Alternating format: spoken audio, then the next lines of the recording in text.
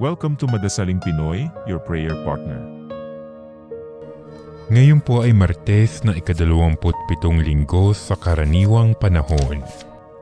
Ang mabuting balita ng Panginoon ayon kay San Lucas. Noong panahong iyon, pumasok si Jesus sa isang nayon.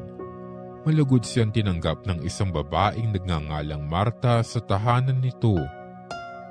Ang babaeng ito ay may isang kapatid na Maria ang pangalan. Naupo ito sa paanan ng Panginoon at nakinig sa kanyang itinuturo.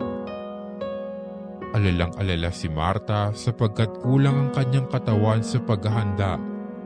Kaya't lumapit siya kay Jesus at ang wika, "Panginoon, sabihin nga po ninyo sa kapatid kong tulungan naman ako." Ngunit sinagot siya ng Panginoon, "Marta, Marta, naliligalig ka at abalang-abala sa maraming bagay, ngunit isa lamang ang talagang kailangan. Pinili ni Maria ang lalong mabuti at ito'y hindi aalisin sa kanya."